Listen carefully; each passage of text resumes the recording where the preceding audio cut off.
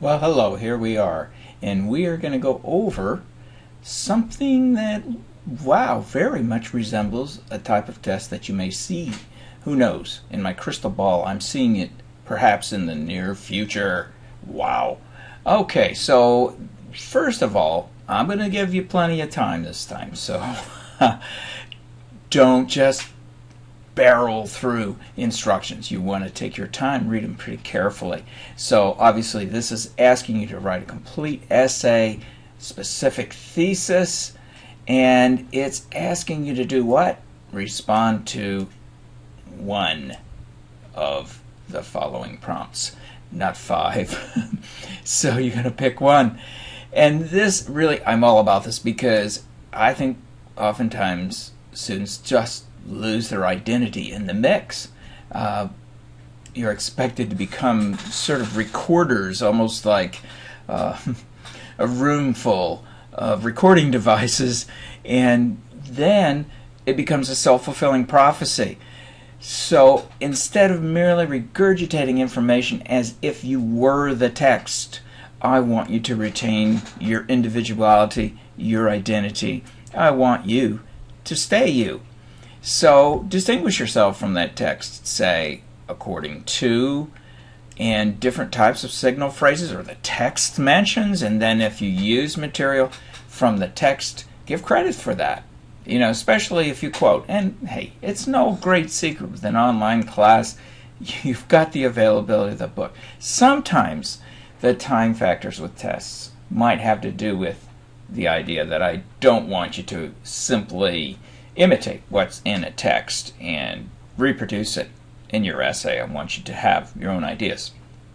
So one of the ways of doing this and showing you know the material is to provide specific examples that are original. You came up with this. Wow. You applied what you learned in your own context, on your own job, in your own situation at home, whatever it happened to be. Right. So, as always, I'm really trying to get you to avoid using the second person in these types of formal writing situations. Why? It appears to be preachy. It's almost as if you're talking down to the audience. Something you really don't want to do. All right, and we're trying to get rid of these. I feel, in my opinion, all that does is water down and weaken your argument. Okay, so let's take a look at some of these questions. What I would do first, and what I'm going to suggest you do first, is read the question carefully a couple of times, right? And then look for keywords. It asks me to define symbolism. So those are a couple key words, define and symbolism. And of course, it wants me to consider the title itself of the story, A Rose for Emily. Why is she given a rose? Well, we know she committed murder. Homer Barron's sitting in her bed up at the end in that room full of cobwebs and all sorts of horror up there. Okay, and with the tarnished silver pieces, HB. So you get the picture. So why a rose? Well, dear, impervious, tranquil, and perverse. That's Faulknerese. Wonderful prose from William Faulkner. That ornate style, eloquent style, and it depicts all these contradictions, but it does say dear in among those. In other words, a special kind of place is kept for Miss Emily as a, quote, fallen monument, a symbol, in a sense, of the Old South, both in terms of its refusal to accept change and the new ways, and also in terms of its genteel tradition, right? So a handshake means a deal, an honor. And of course, Colonel Sartoris, that whole business of her being unable to recognize the encroachment of the modern era on the Old South. But that doesn't mean the Old South is itself absolutely bankrupt, that it had nothing to offer. Just as, you know, when we destroy a building, a traditional building, and put in a Walmart, I think we've lost something. So progress for progress' sake is not necessarily valid and valuable, but neither is clinging stubbornly to tradition when obviously change is going on around us. Okay, enough said. You've got a lot to work with there. So what is symbolism? That question is asking me that. So a symbol, of course, represents more than what it is. It may be an object, it may be an idea, it can be, even a person can be symbolic in a story, in a sense. So there are lots of possibilities there.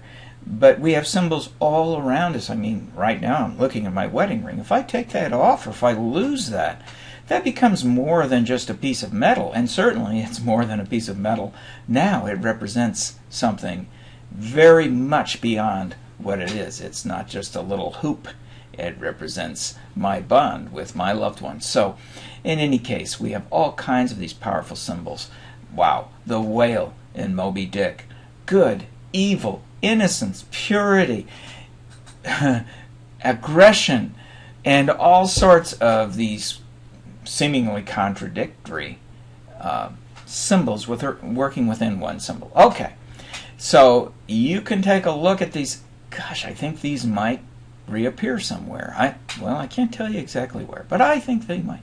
So if you're in English P050, wow, have a look at this. So maybe a question like this will appear for you, right? Define rhetoric with reference to the text and to the lecture. So you have a little rhetoric lecture that is posted, and it's intended to help you with this topic, with this idea. So, wow, we can really deal with that. And remember, when you're framing a thesis, you can borrow words from the question. In fact, you can turn the question around, because the premium in this type of situation, a timed writing situation, believe me, is not eloquence. It is efficiency. So you want to get the information down. You want to get it down in very clear form and also very unambiguous language. But on the other hand, you're not expected to sit and sweat over, oh wow, this is just the right thesis, this is so incredible, this is unique. No. You have to be, well, I hate to say it, but you have to be a little workmanlike in these. It's not like an out-of-class essay. We've got time to really reflect on it, come up with something profound, come up with something eloquent. Not so here. So it is to a degree a little bit mechanical, but still you can show your creativity within that context. Not as much as if you had extra days outside of class. So this is a many-part question, and this is tricky in the sense that sometimes students will see these questions and they'll simply piecemeal, fragment their essay answer to simply address a bunch of questions in a very random way. Still has to have organization, still has to have an intro, still has to have a thesis, right? So maybe the thesis takes the word rhetoric and says, rhetoric is essentially effective communication. And, of course, especially emphasizing, as we've seen, the use and sometimes abuse of persuasion. Anyway, so it is a multi-part question, and somewhere in your essay you want to address these different components to the question. Okay, but you still want to organize the overall essay. Okay, so that's about it. Hey, you did a wonderful job sticking with it, and best of luck to you.